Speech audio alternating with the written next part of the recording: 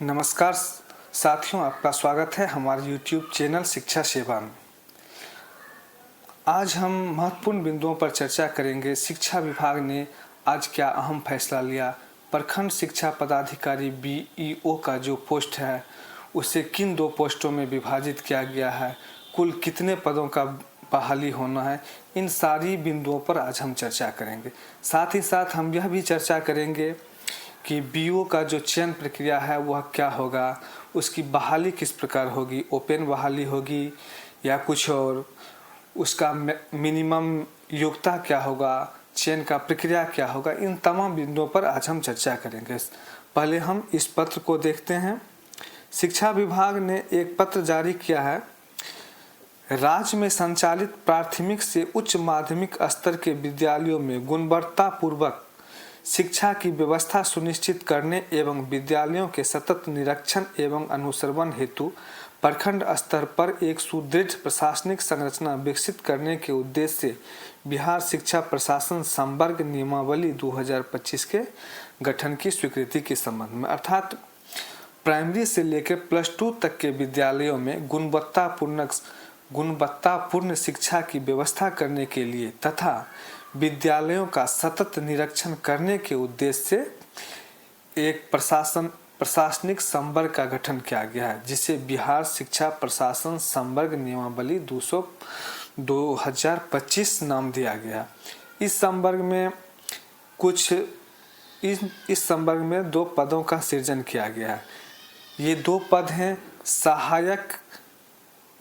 पद हैं सहायक शिक्षा विकास पदाधिकारी और दूसरा है प्रखंड शिक्षा पदाधिकारी। सहायक शिक्षा विकास पदाधिकारी और दूसरा पद है प्रखंड शिक्षा विकास पदाधिकारी। यानी पहले जो प्रखंड शिक्षा पदाधिकारी था उसका नाम भी बदल चुका है, अब हो गया है प्रखंड शिक्षा विकास पदाधिकारी, यानी ब्लॉक एजुकेशन डेवलपमेंट ऑफिसर। यह जो सहायक शिक्षा पदाधिकारी का पद है यह सीधी भर्ती के द्वारा भरा जाएगा। सहायक शिक्षा पदाधिकारी के पद को प्रमोट करके प्रखंड शिक्षा पदाधिकारी का पद बनाया जाएगा। सहायक विकास पदाधिकारी हर 10 पंचायत पर 1 होंगे और प्रखंड शिक्षा पदाधिकारी 1 प्रखंड में 1 होंगे। अब है कि यह जो BO का बहाली है, यह जो BO के संबंधित 2 नए पद हैं, सहायक शिक्षा विकास पदाधिकारी और प्रखंड शिक्षा विकास पदाधिकारी, इसके बहाली का प्रक्रिया क्या होगा, यानी चयन प्रक्रिया क्या होगा, उसके लिए योग्यता क्या होगा। तो आइए हम चर्चा करते हैं अब इनके योग्यता के संबंध में।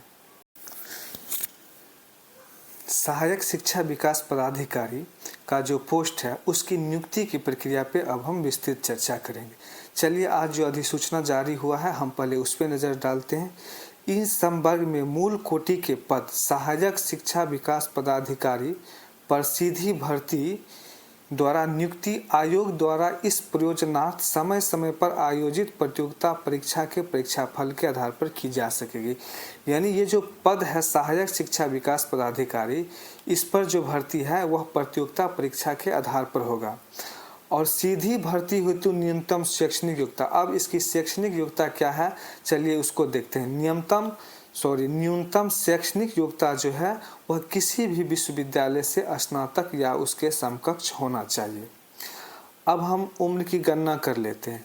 अब इसका जो उम्र है, सहायक शिक्षा विकास पदाधिकारी का जो उम्र है वह न्यूनतम कितना होना चाहिए, तो इसका उम्र न्यूनतम 21 वर्ष और अधिकतम उम्र वही होगा जो राज्य सरकार द्वारा आरक्षण कोटिवार समय समय पर विनिश्चित की जाए। न्यूनतम आयु की गणना संबंधित वर्ष की पहली अगस्त के आधार पर होगी।